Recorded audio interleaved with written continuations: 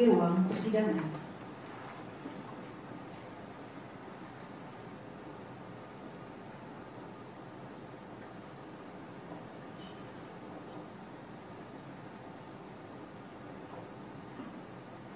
Hadirin silakan duduk kembali. Tanggal berapa? Tanggalnya saya lupa.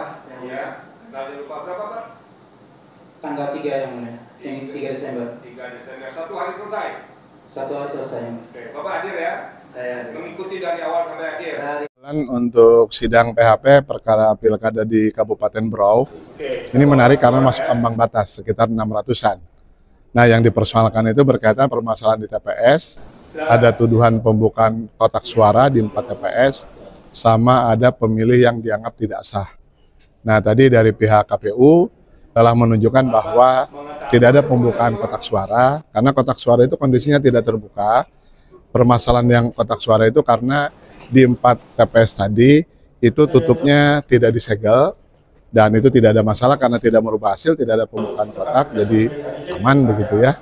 Masalah kabel tis yang longgar juga tadi dibuktikan tidak ada perubahan hasil, karena pada waktu rapat rekap tingkat kecamatan tidak ada yang keberatan, suara di tingkat TPS dan suara di tingkat kecamatan aman. Tadi ditampilkan mengenai tuduhan adanya pemilih yang dianggap sudah meninggal dunia atas nama Parmi. Nah, kita hadirkan tadi bukti video bahwa Parmi itu masih hidup, dia bisa memberikan keterangan, dan Parmi yang dituduh meninggal itu memang berbeda orang, karena yang satu KTP Sragen, yang di DPT itu adalah orang lokal, di mana KPPS-nya yang membantu rumah sakit dan membuatkan berita acara kematian bagi Ibu Parmi, jadi hal yang berbeda. Kemudian tadi berkaitan dengan adanya tuduhan 3 orang pemilih yang dianggap sudah meninggal, ada pemilih yang mencoblos, begitu ya. Kita buktikan bahwa sebetulnya dari mereka tidak benar karena memang mereka tidak menggunakan hak pilihnya. Jadi pada umumnya yang dituduh menggunakan hak pilih tidak hadir, memang mereka tidak hadir dan tidak menggunakan hak pilihnya. Hanya ada 2 yang memang dituduhkan mereka hadir, dan kita lihat mereka memang hadir, yaitu pertama William Timothy Lee, gitu ya, dan kedua Raffi. Nah, kita tunjukkan kenapa kita yakin mereka hadir. 1, KPPS yang meriksa, Pak Idris yang hadir di TPS, dia memeriksa semua yang datang dan memeriksa KTP-nya. Yang kedua, cek pemberitahuan itu diberikan kepada bapaknya Timothy Lee, Pak Yuslili. Dialah yang sehari sebelum sebelum pemungutan suara, mengambil cek pemberitahuan untuk istri dan anaknya.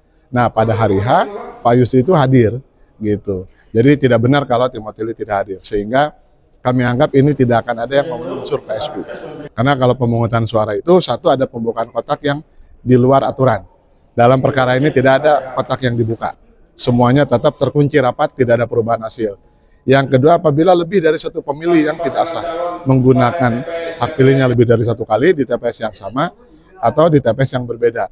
Dalam perkara ini hanya 2 yang dituduh, itu juga 1 per 1, ya, kayak Timothy Lee begitu ya. Jadi itu hanya 1 orang, itu tidak memenuhi unsur. Kalaupun benar tidak memenuhi unsur untuk PSU. Jadi mudah-mudahan tanggal 24 nanti untuk perkara Kabupaten Berau bisa selesai berakhir dengan putusan ditolak. Begitu.